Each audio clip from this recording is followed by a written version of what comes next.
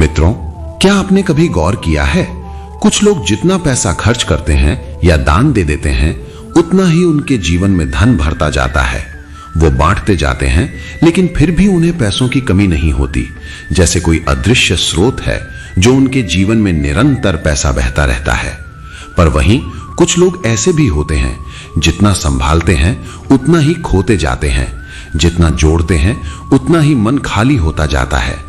कृष्ण कहते हैं, यही धन का पहला नियम है, जो देता है वही बढ़ता है। नमस्कार मित्रों, सोल गीता चैनल में आपका स्वागत है। दोस्तों, अगर आपने हमारा पहला भाग जब लक्ष्मी नहीं टिकती, कर्मयोग की कमी नहीं देखा है तो उसे जरूर देखिए, क्योंकि इस दूसरे भाग में हम जानेंगे धन का दिव्य रहस्य, जिसे कृष्ण ने यज्ञ और दान के सिद्धांत से जोड़ा।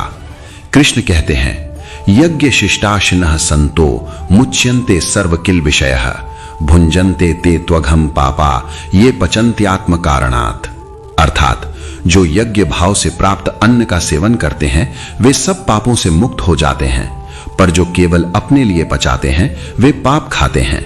इस एक श्लोक में श्री कृष्ण ने धन और समृद्धि का पूरा सूत्र समेट दिया है। वो कहते हैं, धन तब तक टिकता नहीं जब तक वो केवल मेरे लिए है। जब वो हमारे लिए बनता है तब उसमें वृद्धि शुरू हो जाती है। मित्रों, ध्यान से सुनिए। सतयुग की एक कथा है, राजा पृथु की। धरती पर अनाज कम हुआ, लोग भूखे मरने लगे, तो उन्होंने सबसे पहले दान देना शुरू किया। वो खुद साधारण भोजन खाते, पर हर दिन ब्राह्मणों, संतों और निर्धनों को भोजन कराते। लोग कहते थे, राजा तो खुद भूखा है, ये औरों को क्या खिलाएगा। पर जब अगली फसल आई तो धरती माता स्वयं आकर बोली, राजन, जहां दान है वहां मैं उपजाऊ बन जाती हूं। यहीं से पृथ्वी नाम की उत्पत्ति हुई, पृथु से। दान का अर्थ है ब्रह्मांड के साथ तालमेल। कृष्ण कहते हैं, जब तुम देते हो तो तुम सिर्फ वस्तु नहीं देते, तुम ब्रह्मांड को संदेश देते हो कि तुम्हें भरोसा है उसकी अपार संपत्ति पर। और जब ब्रह्मांड देखता है कि किसी में विश्वास है, वो उसे निरंतर देता जाता है। धन के पीछे भागने से धन नहीं आता, धन को प्रवाहित करो, वही वापस आता है। कृष्ण का धन सूत्र यही है, जो प्रवाह में रहता है वही समृद्ध होता है। ये ठीक वैसा ही है जैसे गंगा का जल, जब तक बहता है निर्मल रहता है, जब ठहरता है तो सड़ने लगता है। हमारे पास जो भी धन है वो तभी तक पवित्र है जब तक वो किसी न किसी रूप में समाज, परिवार या सेवा में लौट रहा है। संत एकनाथ जी की कथा है। एक बार एकनाथ जी ने एक भिखारी को अपने भोजन का हिस्सा दिया। लोगों ने कहा, आपने तो अपने लिए कुछ छोड़ा ही नहीं। एकनाथ जी मुस्कुराए और बोले, मैंने जो दिया वही मेरा सच्चा अन्न है। जो मैं खाता वो समाप्त हो जाता, पर जो मैंने दिया वो अनंत हो गया। कृष्ण इसी सत्य की बात करते हैं। गीता में वे कहते हैं, यज्ञ दान तपः कर्म न त्याज्यम कार्यमेव तत्। अर्थात यज्ञ, दान और तप, ये तीन कर्म कभी नहीं छोड़ने चाहिए। यही जीवन के तीन स्तंभ हैं, यज्ञ से ऊर्जा, दान से समृद्धि और तप से स्थिरता। अब प्रश्न है, क्या दान केवल पैसे का होता है? नहीं, दान का अर्थ है देना, समय देना, ज्ञान देना, आशीर्वाद देना, प्रेरणा देना, या सिर्फ एक सच्ची मुस्कान देना भी दान है। धन वहीं टिकता है जहां हृदय का प्रवाह खुला होता है। एक व्यापारी की कथा है। वो रोज सुबह भगवान के सामने दीप जलाता और कहता, हे कृष्ण, आज जो भी कमाऊं उसका कुछ अंश तुम्हारा। धीरे धीरे उसका व्यापार बढ़ा। लोग बोले, तुम भाग्यशाली हो। वो मुस्कुराया, नहीं, मैं केवल दाता बन गया हूं। जब तुम्हारे धन में कृष्ण का अंश शामिल हो जाता है तो वो केवल रुपए नहीं रह जाता, वो अभिषिक्त धन बन जाता है। अब सोचिए, क्या श्री कृष्ण स्वयं धनवान थे? नहीं, परंतु जो उनके चरणों में गया वो कभी निर्धन नहीं रहा, क्योंकि कृष्ण भाव के व्यापारी हैं।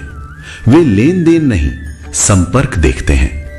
सुदामा ने चीवड़ा दिया पर प्रेम से, कृष्ण ने महल दिया पर आनंद से। यही है गीता का धन सूत्र, जो देता है वही बढ़ता है। अब आते हैं उस नाम जप पर जो इस भाव को जागृत करता है। ओम श्रीम ह्रीम क्लीम श्री सिद्ध लक्ष्म्यै नमः। यह मंत्र लक्ष्मी के रूप को नहीं बल्कि उस कृष्ण ऊर्जा को जगाता है जो समृद्धि का प्रवाह बढ़ाती है। जब इसे भाव से जपा जाए तो भीतर एक अद्भुत हल्कापन और कृतज्ञता का अनुभव होता है और वही भावना धन को खींचती है। आप चाहें तो इसे प्रतिदिन 108 बार जपें या केवल 11 बार सच्चे भाव से कहें। कृष्ण सुनते हैं भाव की आवृत्ति, शब्दों की संख्या नहीं। ध्यान रखिए, कृष्ण का धन सूत्र केवल दान दो नहीं कहता, वो कहता है देते हुए कृतज्ञ रहो, क्योंकि बिना कृतज्ञता के दान केवल लेन देन बन जाता है। पर जब कृतज्ञता जुड़ती है तो दान साधना बन जाता है।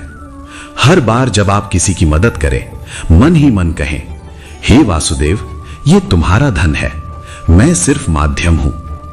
देखिए फिर जीवन कैसे बदलता है। आज की दुनिया में कंपटीशन, कंपैरिजन और ग्रीड ने धन की पवित्रता छीन ली है। लेकिन कृष्ण कहते हैं धन का अर्थ अक्यूमुलेशन नहीं, सर्कुलेशन है। पैसा तभी पवित्र है जब वो किसी के आंसू पहुंचे, किसी को अवसर दे या किसी को आशा दे। यही है असली समृद्धि। कृष्ण का संदेश सीधा है, जो देता है वही बढ़ता है, जो रोकता है वही रुक जाता है। अब आइए इस सप्ताह के लिए सोल गीता मंत्र फॉर द वीक अपनाते हैं। ओम श्रीम ह्रीम क्लीम श्री सिद्ध लक्ष्म्यै नमः। प्रतिदिन 108 बार या जितना संभव हो श्रद्धा और आभार के साथ जपें और हर बार ये भाव रखें, हे लक्ष्मीपति कृष्ण, मेरा धन तुम्हारा माध्यम बने। अगर आज की इस गीता वाणी ने आपके भीतर देने की प्रेरणा जगाई है तो इसे औरों तक जरूर पहुंचाइए, क्योंकि जब आप एक अच्छे विचार को साझा करते हैं तो वही डिजिटल दान बन जाता है। सोल गीता चैनल आपके लिए सिर्फ एक यूट्यूब चैनल नहीं, ये एक यात्रा है कृष्ण की चेतना में लौटने की।